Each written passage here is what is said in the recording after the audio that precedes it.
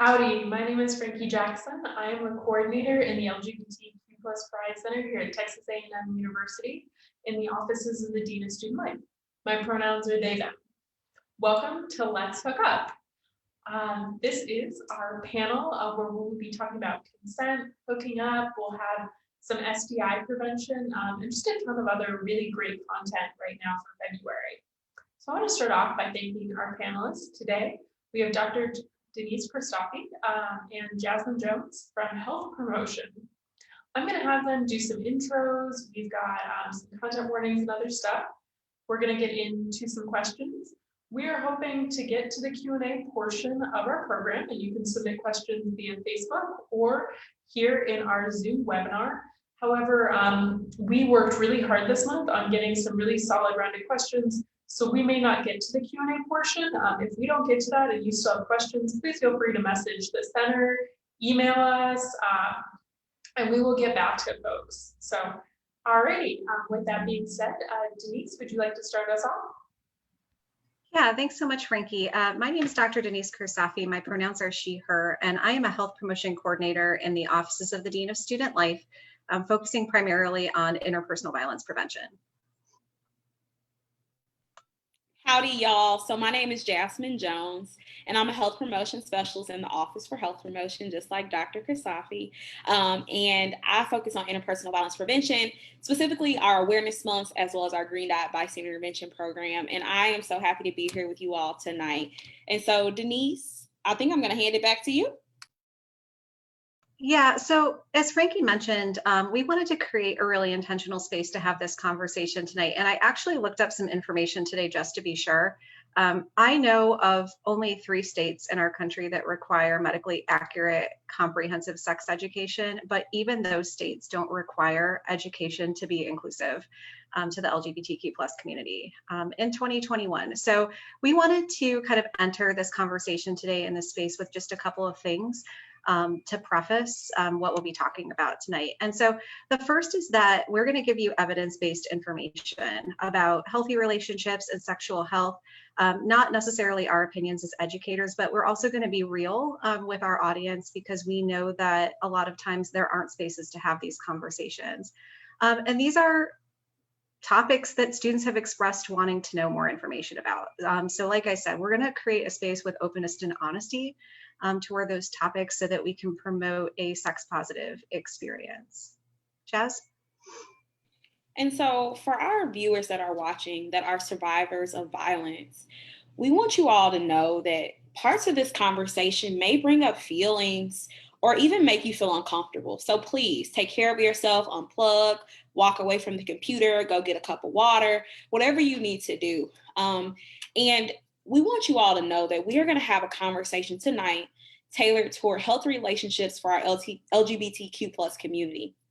But anyone can learn from this conversation, regardless of who you like to have sex with, who you have sex with, what types of sex you like, or anything like that. So just know that this conversation is not only going to be educational, but it also is going to teach you some practical things that you can use in your day-to-day life. Thank you all for that. So that being said, we're going to sort of get off on the same foot as to definitions and stuff. So I think our first question of the night is going to be, what is hooking up? And how does it fit into a healthy relationship? How can hookups be healthy? All right, so when we think about hooking up, okay, so first of all, when we think about terms, you define your own terms. So if you want to call it hooking up, that's fine. If you want to call it friends with benefits, if you want to say that this person is the person you meet on Monday nights at 8 p.m. to watch Netflix and make cookies, that's okay too. Whatever you want to describe that person is, that is your choice. But we know when people think about hooking up, they typically will talk about someone that they are having sex with, whether that is oral, anal, any type of mutual masturbation, anything like that, that may be someone that they're hooking up with. And the importance when it comes to any relationship is boundaries. And so when we think about hooking up, am I having conversations with my partner? Are we talking about the things we like and that we don't like? Are we okay that this is a hookup? Are we having conversations about our feelings? Because what happens if I start catching feelings and this person does not want to be with me? So are we talking about those boundaries? What are the things that we're going to do? So are we not allowed to spend the night at each other's house? Like, we're going to do what we need to do and you got to go home because that's too much for me. So when we think about hooking up, making sure that you set your boundaries, you can define hooking up however you like to define it, but making sure that it's mutually understood between you and your partners or partners. Dr. Christofi, do you want to add anything? Yeah, so I'm going to start by saying I'm like right at the beginning of the millennial era, so you might as well just call me a Gen Xer because I'm like right at the cusp. But here's the thing about it: hookups are nothing new.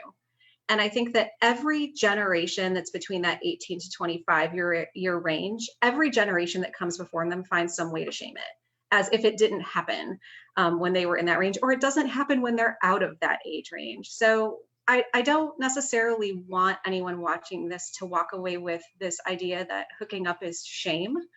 For a lot of individuals, those relationships and sexual experiences can be very positive. And to be clear, a lot of the same healthy relationship kind of practices apply to hooking up. It could be maybe you met that person on an app and you set those boundaries before you meet up on what you want to call your body parts, right? Things that you like to do, whether you have STIs and you've been tested for them, what kind of contraception, if anything, are you going to use? So those are conversations that you can have, and knowing that you can leave if you want to, knowing if that it just isn't the experience that you thought it was going to be, that you want to leave, that you want to stop doing something, that you have the right to do that, and that your consent is respected. Before, during, and after sexual activity. It's really, really important. So those same rules apply whether we're meeting somebody once, whether it's like Jasmine was describing, it's an ongoing friends with benefits. But I also think we need to practice really responsible emotional boundaries with it too. Because a lot of times this person, that might be the extent of the relationship. That's what you talked about. It's to mutually provide physical pleasure to each other and emotional pleasure to each other, but it's not anything more than that. And sometimes those feelings and relationships grow, and being able to kind of explore what that means without getting emotionally hurt. So just kind of throwing that in there in terms of the emotional attachment too. But I could show every generation. I mean, we know this goes back to the old hookup was you got somebody's beeper.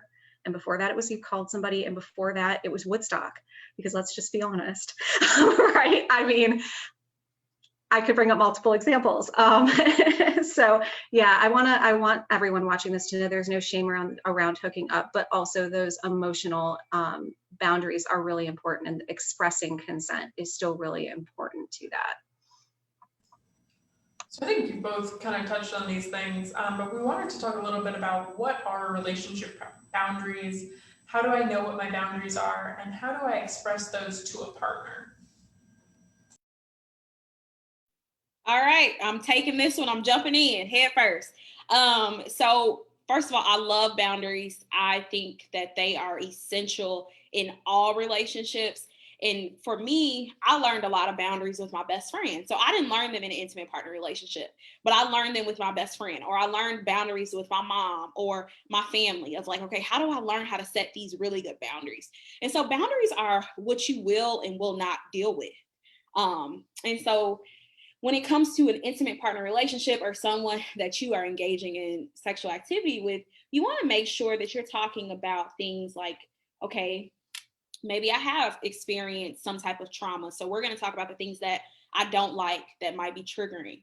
So for example, maybe during your assault, maybe you were choked. And so you don't like that when you have sex. You don't like rough sex. And so you're going to have a conversation with your partner. That doesn't mean that you have to go in detail about your trauma. You can just say, I don't like when people touch my neck. That makes me uncomfortable. And it's really about, it's about centering yourself in the conversation, but also being cognizant that maybe your partner freaks out about your boundaries.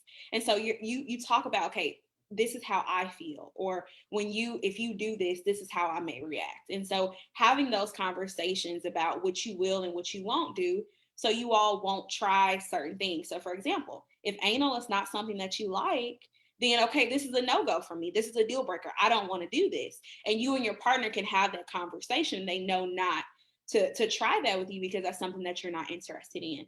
And I think when it comes to boundaries, you want to be really self-aware. A lot of times folks figure out their boundaries after something bad has happened to them. And we really want to empower our students to think about their boundaries before something happens. So when we think about, for example, you have a new partner.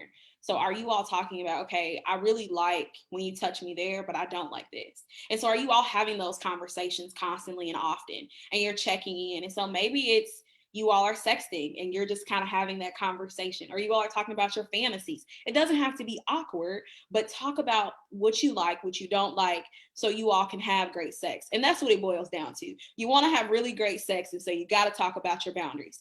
People have the thought that if I'm just hooking up with somebody that I don't have to talk about boundaries, and it's like, take 3 minutes, let's have a conversation. And boundaries also include, and we're going to talk about this in a little bit, but are we using hormonal methods to prevent things? Are we using barrier methods like condoms and finger cots and dental dams? And, are we using these things? And so boundaries go far beyond just sexual positions. And so Dr. Kristofi, I'm sure you have more to add.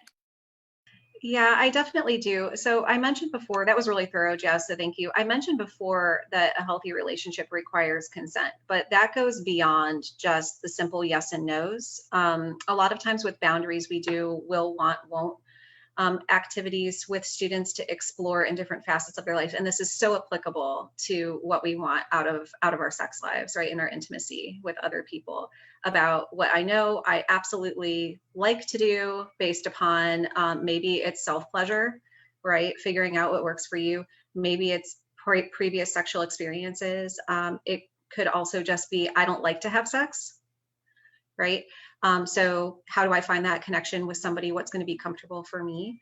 The wants, so things that I might try in a relationship, but I'm not really sure yet. I have to do some more exploration. And then the absolute no-goes, like, don't even ask me. It's always going to be a no. Like, nothing could change my mind about that, right? So those conversations, though, need to go beyond just consent. I mean, we talked about, sex requires an ongoing conversation, and it requires knowing boundaries about certain things, like a couple of the things that I mentioned before, but just kind of thinking out loud, like, where do you like to be touched, right? Jasmine mentioned about the neck, but where do you don't like to be touched? Where do you like to be touched, right? Asking your partner, like, how do you want me to touch you, right? Maybe in the moment asking if it's okay if we can try something else. Somebody's like, I'm not really sure. Maybe we can try that. Let's try it out and see how it feels. Nope, that doesn't feel good. Or, oh, okay, that actually feels really nice. Let's keep going. Also, just, I think, being on the same page, like Jasmine mentioned, about safer sex practices. What's going to be mutually agreeable for the both of us? How are we going to have a conversation about how we incorporate certain things into our sex life? So thinking about, Jasmine mentioned before about barrier methods, but also thinking too about, like, are we incorporating sex toys into this, right? What does that look like? How do we take care of, like, how do we clean those? How do we take care of each other while we're using them, right? Also too, thinking about, I know we're not going to get too in the depths to this today, but also too, thinking about, like, incorporating things like pornography. I mean, a lot of the times it's so accessible online, and I caution students to be really careful. I'm a violence prevention person, so I'm very careful and caution individuals about what they access online, because we know a lot of those depictions are oftentimes very unhealthy and represent power dynamics to an extreme. And can be very triggering for individuals who've experienced abuse. So a lot of the times, though, if it's, something that folks want to incorporate into their, how are you doing it? What are your boundaries with that? What are depictions that make you comfortable and kind of contribute to that positive sex experience? So those are all boundaries, and it's all a part of the conversation. What do you want to bring into the relationship? What do you think you might want to bring into the relationship? What can you explore together that might be healthy? And then what are things that you absolutely, like, will not do? Yeah. And Frankie, I just wanted to add in one more thing, if I could. Yeah. I think that when we talk about boundaries, and I don't want to go too far down the trauma rabbit hole, but I think with survivors that are watching this, it's important, because when you don't have conversations about your boundaries, and you're in a traumatic situation, you go back into that fight, flight, freeze. And so when I talked about, for example, the neck, I know someone where they have that trigger. And so if someone touches their neck, they either dissociate and they shut down, or they hit. So there are different reactions in that moment that they may have. And so even having those conversations as an effort to protect yourself, so you won't have this adverse reaction with this person because they did not know that was a boundary of yours. And then you're also in another traumatizing situation because now you have to maybe explain to this person that you don't really have that emotional connection with, that, oh, you touched me there, and now I'm crying, or I've dissociated, or I've physically harmed you because you did this to me, and we didn't talk about our boundaries. And so I even think boundaries can be a really great self-protective measure for our survivors. And then it also empowers you to have those conversations. Yeah, and I do want to add one more thing, sorry, because we're on it. I think too, knowing that this isn't always a one-to-one conversation. A lot of the times, the preference is to be in more of an open relationship and bring other people into that relationship. And you have sex with sometimes it's 2 partners, sometimes it's 3, sometimes it's 4. And so also making sure that you're having those conversations with everyone and they're on the same page is really important with that, to make sure it's a healthy experience for everyone. And there are no surprises. I actually know somebody who got surprised by that once, and there was no previous conversation during that encounter that someone else was going to be present. And now that's become a won't for that individual because it was an experience that brought about negative feelings for them. Yeah. So I think what me and Jazz and Denise are talking about a lot is hooking up and relationships in terms of the sexual context. And I want to make sure that we just touch on our asexual and our friends in the ace family. Setting boundaries as to what is and is not okay in those relationships, whether or not you are having sex or not having sex, or if you're just having sex, our aromantic friends. And so when we think about our relationships there, it's important to say, is snuggling okay, but I don't want to do X, Y, and Z.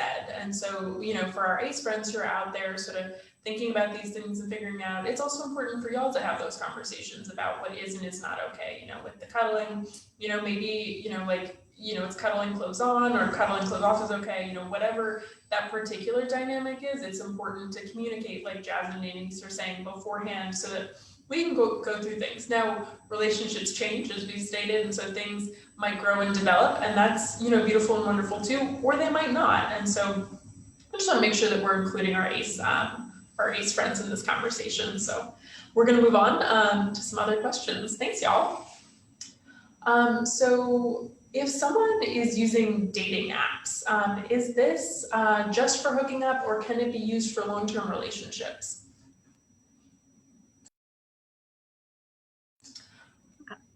Oh, sorry. I was going to go. Are we ready for, we're good? Okay. I'm going to say, 1, it depends on the app. And 2, I'm going to say also, it depends on what your intention is with that application. There are a lot of them out there now. And a lot of them are trying to enforce, I think, some guidelines and rules that we know that are fail-proof. And I know we're going to get to a little bit of that conversation in a bit, but I think too, knowing that if you're new to apps, it's maybe not something that you use, or you're new to a new app, just being clear about what the relationship, I would say, guidelines or standards are for other individuals on that app, I think would be a good starting point. I know a couple of individuals who use them exclusively for hookups, and I also know of individuals who are looking for that long-term commitment. Like they're going on dates with individuals, a lot of virtual dates at this point, with individuals to try to figure out whether or not it works, or it can be something that can work long-term. So I'm going to kind of set the stage for that. I know this is Jasmine's kind of area, kind of with healthy relationships. So I'm going to let her give you her richness of information on this. All right. Yeah. All right. So when it comes to dating apps, I'm not going to give my personal opinion because I don't know how I feel about them right now. But as an educator, it is important to know that dating apps, as most of the stuff that we're talking about today, is going to be subjective. But I do think when we talk about our LGBTQ plus community in particular, they created certain apps for certain things. So when we think about a Grinder, or we think about a Jacked, if we think about a Squirt, which I learned about in undergrad, when you think about these different apps, some of them are literally designed for hookups. But what I have learned from Frankie is that Instagram is a big place where people hook up, or Twitter, because these dating apps that were created for our LGBTQ plus community in particular was not created for the whole community. So they were tailored for gay men in particular, for them to hook up. So there was not a space for anyone else to have those hookups. Or you saw racism, or you saw transphobia that's happening on these apps in real time. Or you're seeing the opposite, where folks are being fetishized because of their identities. And so when it comes to using these apps, I think it's important to don't use apps if you want to harm folks. So that's the first thing. And that's just me being honest. Like, you don't get to put on your profile that, oh, I only date this type of person, or this, like that's harmful. But then also being honest. So if you're getting on this dating app and you just want to hook up, have that conversation so that folks can make informed decisions. If you're looking for a relationship, then that's okay too. I know someone, they met their partner off of Jacked, and it's great. But I also know friends that use it to hook up, and that's okay too. But you only know that. But I think it's important to have realistic conversations, and also make sure that you are operating in a way that is safe for you. So what's safe for me may not be safe for you, but are you making sure people know where you are? Are you making sure that you're not giving this person a whole lot of information about you if you just want to hook up with them? So maybe you're not giving them access to your LinkedIn, or where you work, or even your real name for that matter. And we're going to talk about catfishing in a little bit, but I think that it's important that, maybe I don't want to overshare on these apps, because, maybe the wrong thing can happen. And so just making sure that you're operating safely, and being truthful. And I'm trying to think. I said being in a safe place. Okay, I think I'm done with that. Okay, I don't have anything else, because we're going to talk about being catfished. And so I'll talk then. Yeah, I would just say that, there are some more inclusive apps that are coming out now, which is beautiful and wonderful, but really sitting down and taking time with your dating profile, right? Like if you just want, it's like friends with benefits, like FWB, like put that in there, be upfront and honest. If you don't know what a term is, Googling it is something I do on the regular, so I recommend Googling terms if you don't know what things are and stuff like that. But yeah, as Jasmine said, we're actually going to get to catfishing on dating apps. So if you could tell us some warning signs about that, that would be helpful in terms of the safety part of this conversation. All right. Oh. Go ahead. Jasmine and I are like all over it. We're like, okay. All right. Well, I'm going to start. And again, I know that some applications out there are using authentication practices to try to verify that identities are as advertised. But I'm not a very trusting person with that process. I don't know what that process looks like. So I wouldn't advise anyone to use that at face value as like a fail-proof method, that who they're seeing on dating apps are as represented, because also not every app is using that either. Usually the ones you pay for are using it. And let's just be real here. A lot of college students aren't, especially right now, aren't going to spend money on a dating app a lot of the times for a subscription. So I think just being really careful. A lot of times in the picture, you can actually notice that something's really off in terms of, you can tell if it's a picture that they've taken or one that they've ripped offline. And I think that's, if you're looking at it and you're like, this person, this almost does, it looks like somebody out of GQ. I'll use an example really quick. A friend of mine, because she won't mind. I know that, had actually sent me and another friend a picture of somebody she was interested in on Bumble. And she's like, well, what do you all think? And I said, it looks like this is a screenshot from GQ. That's what it looks like. And then our other friend wasn't as kind in his assessment of how this person looked. But really at the end of the day, I said, are you certain that this person is who they're representing themselves to be? Plus the description was really vague. It was vague, but also impressive. And, like this sort of, I went to school at this really prestigious university, and now I'm an entrepreneur, but I'm not going to tell you of what, right? But you're also 24. So I'm just kind of really having a hard time putting these things together. And I had a lot of concerns just as a friend about that for my friend. I also think too, a lot of the times with our younger communities, we have individuals who are kind of, Jasmine mentioned before, harm, kind of representing themselves as members of the LGBTQ plus community when they are not. And that's a terrifying thing to think about, right? They're advertising themselves as young people and they're not. They're advertising themselves as someone who identifies a certain way and they're not. And so I think just looking through those red flags in the description. I'm also going to be careful with this because we don't want to verge on stalking behaviors, but there's nothing wrong with looking somebody up just to make sure they are who they say they are, right? And I mean, does the information that you're getting align with, like, is this person accessible in some way? So if they say they work for this company and you punch that into Google with their name, does a result come up, right? In a directory, does a result come up on LinkedIn? Does it come up on a social media platform somewhere, right? So you can say, okay, this is starting to check out and I'm feeling more comfortable with it, or does this person not exist anywhere? So a couple of things in terms of red flags that I'll throw out. All right, so I'm going to give y'all some quick Jasmine tips. They are not reflective of health promotion.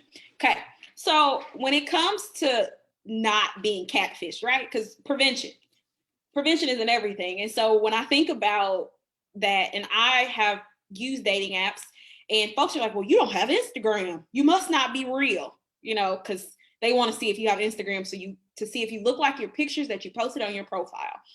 And so what I would say is have one social media platform that you are comfortable with sharing with the person, whether it is your Instagram. For me, it was my Instagram because I'm like, whatever's on here is common knowledge. Like, I'm okay with that.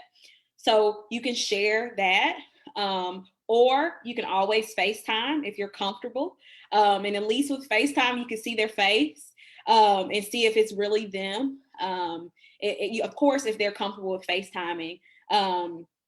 Also, when it comes to the safety, create a Google number. So maybe you want to text them, but you don't want them to have your number. So you create a Google number and you give your Google number out, and that's how you all talk to each other. And maybe you talk on Google Meets or something so they won't have your number so you can see who they are. You also can run a picture through Google. So if someone took a picture, I learned that off of the actual Catfish show. If someone took a picture from somebody's profile, run it through Google real quick. And see if it's really them. But I think Denise brought up those good points of, it's okay to look someone up if you want to. Now, you don't need to go Google them and find their great grandfather's obituary or anything like that, because but if you want to find them on social media and see if their pictures match who they are, see if they, LinkedIn, for me, I want to make sure you have a job. That's an important thing for me. And so, yeah, that's where I'm going to go look. Do you have a LinkedIn? Does your picture look like who you say you are?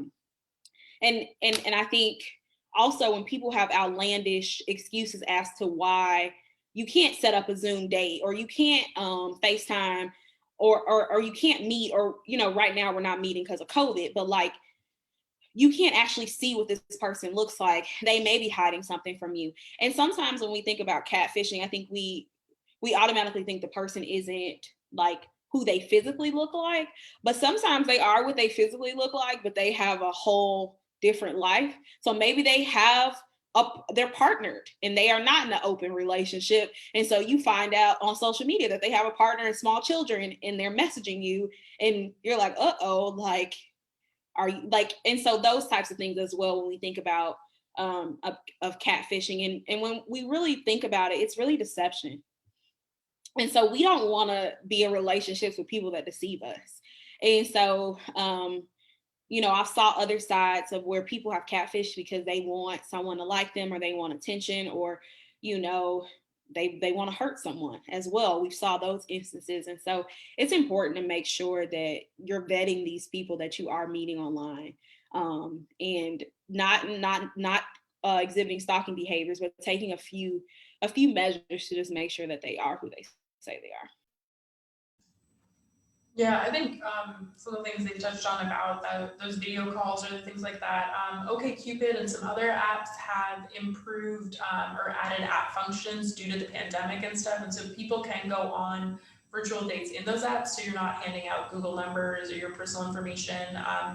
And to be aware, like if you're posting on Instagram, those can have geographic tags and other stuff, so someone can be getting a lot more information than you initially intended by handing out a social media account. For LGBT folks, I think it's important to think about handing out accounts when you are not out to friends and family members. So, do you have a second Instagram account that is your LGBT account, right? So those are all things to think through. And if you do decide to meet someone in person, the things that I think we do for human dates anyway, which is, have your friends know where you are, have your friends know who this person is, all the like relevant information you have a set call-in or check-in time with people, and let them know when you get home and stuff. And just check in with people in your real life so that if something were to go wrong, they have as much information as possible. Not to scare folks, but I think that in-person safety aspect has to be then. And then thinking about, those apps that possibly have those interfaces that you can use so that you're not giving away more information accidentally than you intend, and you can't be blackmailed in the future because, now they know who, family members are and could potentially out you and cause harm in life. So just some things to think about. And we're going to move forward into consent. So when sexting, when using dating apps, how do you ensure consent is present for you and your partners?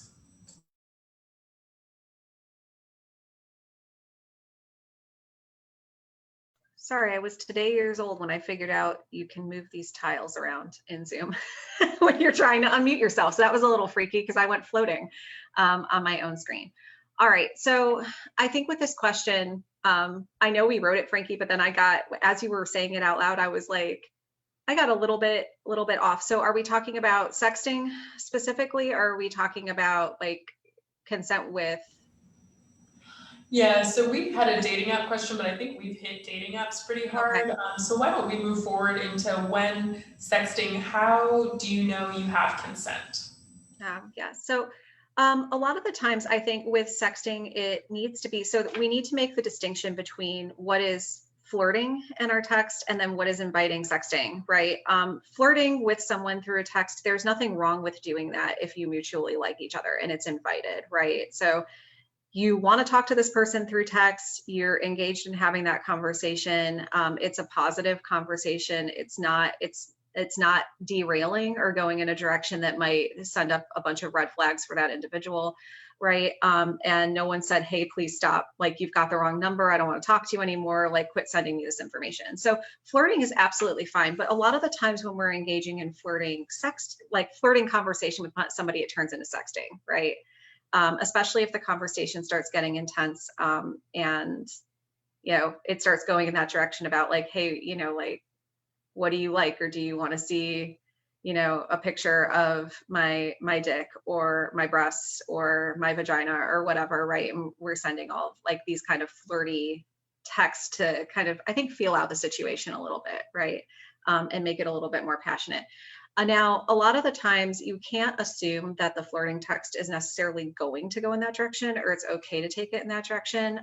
If you want to test the water a little bit with more of kind of like a mid-grade question, that's okay, and see how the other person responds to it. But if the response is kind of like ... or okay, or just like no, or some sort of GIF that basically indicates that that's hilarious and they're laughing at you and it's just kind of like a massive discomfort, right? Probably want to slow it down a little bit, and make sure that you've got a good read on that relationship. But when you're sexting, I'm going to say too, there's nothing wrong with mutually sexting each other.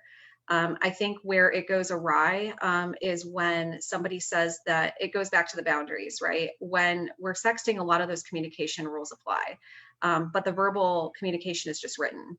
A lot of times we can't display nonverbal communications unless we're sending pictures of our actual face to somebody as a reaction, right? Or we're on FaceTime, or something like that. But I think a lot of the times with sexting, it has to be like mutually reciprocated in terms of that content. Like, somebody says something, ask a question, the person replies back in an affirmative. right? And then asks another question, kind of bats it back to the other person, and that conversation goes on for a little bit. But at the other hand, too, let's also not take liberties with pictures. For a lot of reasons, just because somebody says like, like, can't wait to basically get with you after this pandemic's over or next week or whatever we're doing, right? That's not an invitation to just send a picture, of your genitals to somebody, because we don't know if that's what that person wants. So I think it just goes with the reciprocal conversation. It doesn't matter how you define the relationship.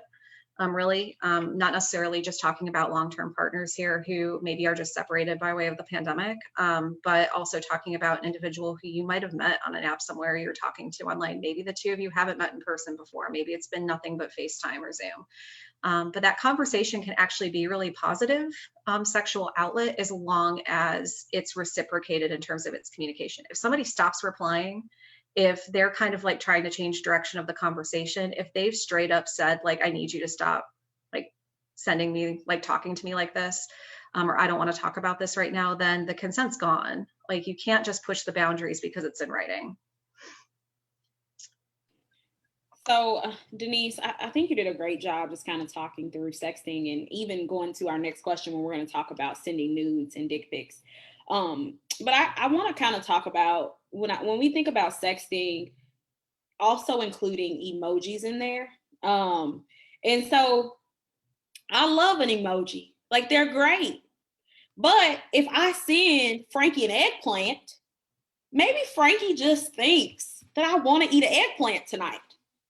And not that I want to do anything with them. Right. And so it's important when you are sending emojis that are you sending the peach because you want a peach, like you really want one really bad? Or is it because you're interested in having sex with someone? And so, emojis are one of those things where people are like, well, I sent the water driplets and I sent the cat. And so my partner should know what I want. And it's like, no, because with emojis, it's up to your personal perception of what they mean. Yes, we know the norms that the cat means this and the peach means a butt. Like we know those things are happening, but I think when people use those, they assume, or they send the array of emojis and be like 7 o'clock. And it's like, what does that mean? Wait a minute. We still got to talk about consent when you get here. And I also think when we're talking about sexting, specifically sending nude pictures, think about safety. So we have all of these apps where it's like, it's going to delete. So Snapchat and Instagram, the vanish mode, we know nothing is ever deleted. And so if y'all are sexting out there, these views do not reflect health promotion, make sure your face is not in it or anything that's distinguishable, because we know that people's pictures get leaked and it is very scary. And so Frankie brought up how folks sometimes are outed to their family. And what I have saw is that there will be nudes that are leaked on the internet on purpose to hurt your family and show you in compromising positions. And so being even with that, like I don't want to keep you from sexting, but just also being cognizant of if a partner gets upset, which they should never leak your pictures, it's actually against the law. But we know that these things happen. I don't know if you all remember Tumblr, but knowing that when Tumblr was a thing, you would always see people that were getting exposed in real time. And so, I want you all to sex and have a good time, but also make sure that you are doing it in the safest way possible. But I think a lot of times people are like, well, I did it on Snapchat. It's going to delete. And it's like, wait a minute. This person could have their iPad, they can have another device and, or they just saved it. And now, because once you send it and they save it to their phone, they're like, because I've had people that have drives of people's pictures that they just keep. And it's like when you break up with somebody, delete their photographs out of your phone. Don't keep them. But yeah, that's my bit on that. And I guess, should I just go ahead and go into our next question, or are you going to introduce it? Yeah. Why don't we go ahead into our next question? All right. So in the state of Texas, y'all, you cannot send unsolicited dick pics. It is illegal. Okay. And so when it comes to illicit pictures in general, just imagine somebody in a meeting and they look down at their phone and now they have a surprise. Now, how awkward. I'm at the DSA meeting and I'm sitting next to my supervisor pre-COVID and I look at my phone. Like, I'm going to be red in the face because what am I supposed to do? And so before you send pictures, it can be, oh, would you like for me to send you a picture? You know, if the person says yes, go for it. If they tell you no, don't do it. But never send a nude unsolicited, especially I think sometimes when people are married in like long-term relationships, that might look different, but still making sure that you have conversations, because guess what? Your child could pick up your phone, you can be in a meeting or, you know, so still at least giving, is it okay if I send you a picture right now? I was really thinking about you. And let them respond before you start sending your best work. Okay? Yeah, and I'm going to jump in with that too. I kind of always tell folks, if you wouldn't like, if you were in a one-to-one situation, like in public or private, and there was no consent for you to like pull your pants off or your clothes off and show somebody your penis or your vagina or sorry, I've got to be careful here because I know we're on live, or your butt or your breast or anything like that. Like, would you take a picture of that and send it unsolicited? And also too, I'm going to extend that out a little bit. Sometimes when we're talking about sexting, that situation, sometimes it's not just pictures of ourselves, it's pictures of other things, right? It's links to imagery, it's pictures of other things, and those have to be solicited as well. I wouldn't say it's healthy to send somebody a link, and they're kind of clicking that because they trust that conversation and they're not really prepared for what that's going to show. In a lot of ways, it brings us back to kind of our conversation earlier about our boundaries. We don't know if that's going to push somebody's boundaries as well. Plus, I'm also going to say too, if you are going to take, this is just an aside, if you are going to take a picture of yourself and send it as a form of sexting, and you have, that is wanted, it is solicited, it is reciprocated with someone who you trust, make sure that you don't take it in a place that's identifiable to your work. I'm just going to throw that out there. I know a lot of us are working from home right now, but at some point post-COVID, I'm not going to get into details about one thing a friend of mine received, but make sure it's not in the place in which you work, where that's an identifiable office or department of any kind on campus or off campus. Since talking about pictures and saving things, I want to touch really quickly on the new radio and voice messaging functions that are now on things like Snapchat, Instagram, text messages. Folks can save those, and so it's important both to have consent when we're sending these things, again, like we would with the photos, but also, you know, your voice can be identifiable and stuff, and so it's just important that we're getting consent and being careful with those things when we send voice chats over apps, text messages, whatever it is you're using, and that's going to be those little radio, it's like a walkie-talkie function for those of us who remember walkie-talkies. All right, and we are going to move forward into our next topic, which is STI prevention. And I was wondering if y'all could talk to us just a little bit about PrEP and what, you know, so what is PrEP? Frankie, you don't want to talk about that? No, I'm just kidding. Yeah, so PrEP is pre-exposure prophylaxis. It's an HIV antiviral medication that is used to help folks prevent contracting HIV. That does not mean that someone cannot contract it while on it, but it really lowers the risk. And so going on it is usually a fairly simple conversation with your doctor. It's for folks who've been diagnosed with an STI in the last 6 months, folks who have sex with folks of the same sex, folks who have multiple sex partners. And so it's a really broad category for folks who they really recommend. Most health insurances will cover it because it's a lot cheaper to cover a daily regimen of antiviral medication than it is for to prevent HIV, or once HIV is contracted, to treat that long term. So that is typically what's recommended. When getting on it, it's usually a pretty simple conversation with your doctor. Hey, this is what I'm thinking, this is why. They'll talk you through it. With any antiviral, the side effects can be less than fun. So it's important to know what those are when you go on it and if it's a good idea for you. It can be taken with most forms of birth control, but again, we're not doctors, so you're gonna wanna go over that with your healthcare provider. And then you're gonna test about every 3 months or so to check for other STIs. So you're gonna do usually like an HIV and syphilis test, and you'll do your gonorrhea, chlamydia, and other fun things like that for PrEP. And that can be prescribed through a general practitioner. There is Planned Parenthood or other clinics. And there'll be a lot of resources online through Texas Board of Health and stuff like that. Jasmine, was there anything else I missed with PrEP? No, I think a lot of times when people think of PrEP, they automatically assume it's one pill that I got to take one time. And so I love that you talked about it actually being a regimen, because a lot of people don't know that it's a regimen. They also think that it is only for gay men who are sleeping with men. And so you dispelled that myth because you talked about how it can be used for different types of populations, which is important, because you have folks that'll say, well, Jasmine, you don't need that. And it's like, well, you don't know what I'm doing. How do you tell me I don't need something? And so even with that, knowing that when you go to the doctor, that you may have to advocate for yourself to get PrEP. If you are having sex with multiple partners and that type of thing, which is really important because you want to reduce your risk. And so, PrEP is all about prevention, and, having that extra layer of protection for yourself and for your partner. So no, that was good, Frankie.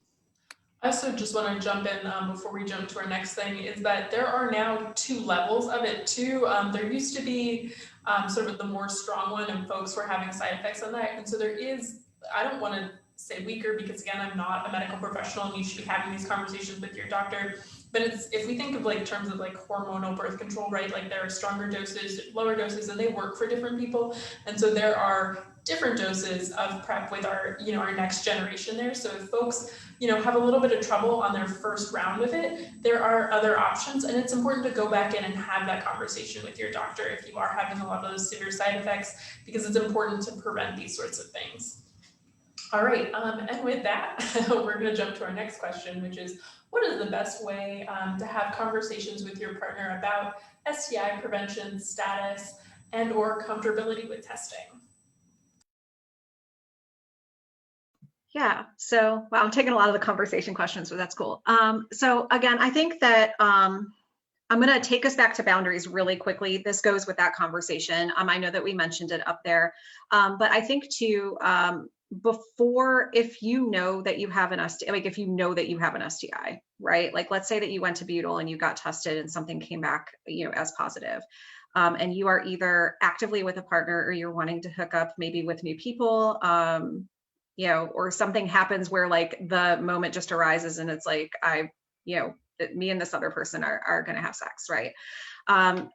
Just being part of consent is, and part of that definition is telling that person you can't withhold that you have an STI from somebody, right? So it's not a good practice with consent. If they contract something that you knowingly have, that's a really big problem, and in some cases a legal problem for you should they find that out that you were the transmitter. So it's just being really cautious about that, and I think that we all know that, right? But it's also, what if you don't know? And so I think that we know that A&M during the fall and spring semesters provide free STI testing to our students. Right, so that is definitely there. I think for some individuals, they may, with a partner, want to know, have that test done and know what the results are before they actually engage in sex, or maybe certain types of sex, right? I know we talked before about sometimes our desire is really to cuddle or kiss or hug and be in that, we're fully clothed, but we're still engaging in something that's intimate, right? And so the risk there is minimal. But even with really anything else, whether we're talking about oral sex, anal sex, vaginal sex, whether we're talking about, fingering, fisting, whatever it may be, the risk is there. So just being really, I think, candid about, do you have something and are you managing it? And if you don't, how are we going to use contraception, right? To actually minimize the risk of that and use it properly, right? With everything that we're doing. And then also do we have a mutual desire to get tested and know what those results are? on a regular basis, or before the first time we have sex, or every time we have sex, whatever it might be. So just really important boundaries to set with each other. I will say, if you have really strong preferences towards something and somebody else is pressuring you away from those, that's just a bad sign in general. That somebody's not respecting what you want from that. But I would just be really candid about preferences, and also to knowing that you can trust the person with that information. If somebody has an STI, that's sensitive information, and it doesn't mean obviously that you can never have sex. But going back to a lot of the things that Jasmine mentioned before about trust, knowing that that's not going to be used against you if you give that information to somebody, right? So being confident in a healthy enough relationship with somebody where you can say that's not information that's going to be given without my knowledge or my consent to somebody else, or used to manipulate me. So I think one of the important things when thinking about STIs and communication is that if you don't, which again, host touched on the legal thing, reinfection is also possible if you're with a partner and then, get, we're thinking about gonorrhea and chlamydia and syphilis, the ones and the other ones that are, you can take antibiotics and stuff for, you could be reinfected, and that's problematic. And those can can wreak havoc on birth control methods like an IUD or other stuff like that. And so it's important when having those conversations, because reinfection is possible, and that can disrupt other things that you're using to prevent things like pregnancy or other stuff like that. Jasmine, I'm sorry, you were going to jump in there. Yeah, so, when it comes to STIs, there's a lot of stigma out there, specifically in communities of color. That I don't need to get tested. I'm clean. It doesn't burn when I pee, so I don't need to go. And so I think that it's important when you have a new partner just to have the conversation about, okay, we're going to go get tested because that it's important for our relationship. And this is something that we need to do. We can do it together because I want to make sure that we are making informed decisions for ourselves. I also want to make sure that, maybe you're the only person I'm sleeping with, but I know that you're sleeping with other people too. And so let's just make sure that we're getting tested, and we're making sure that we're going to have an enjoyable experience. Because as you mentioned before, the reinfection piece, and, if you have, for example, chlamydia for a long period of time, chlamydia is known to be asymptomatic. And so pelvic inflammatory disease, all these things that can happen to your body because you did not treat, or that you did not get tested. And so, finding ways to get tested with your partner, to have those conversations, also making sure that if a person refuses to get tested, that that is a clear red flag that you all should not be engaging in a relationship because they aren't respecting your boundaries. I also know that when it comes to STI testing, I watched a documentary back in the day, and, the stigma associated with HIV just in general, especially with our LGBTQ plus community. And so even with that, knowing that someone outing your results or using your status to harm you is not okay. And that's just me saying that in this space, because sometimes people are like, well, I have HIV and now I'm worthless and my life doesn't matter. And your life does matter. And know that people do care about you and they do love you. So that's all I had to say. I had to get mushy because I know folks are watching. Yeah, thanks, y'all. So we're going to jump to, what are some of the ways we can minimize risks for STIs? All right. Well, first, shameless plug. For those of you who are unaware, Student Health Services does provide barrier methods for free to students on campus, but so does Health Promotion. And a lot of our students don't know that. And we actually provide dental dams, internal and external condoms, and lubricant.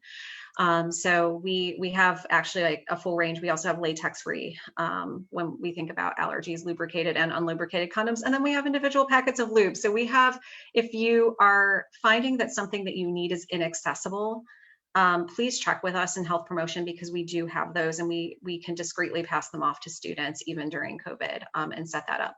But kind of going back to minimizing the STI. So I'm just going to kind of throw out I've got a whole thing here and we only have a few minutes, so I'm just going to kind of throw out some tips there.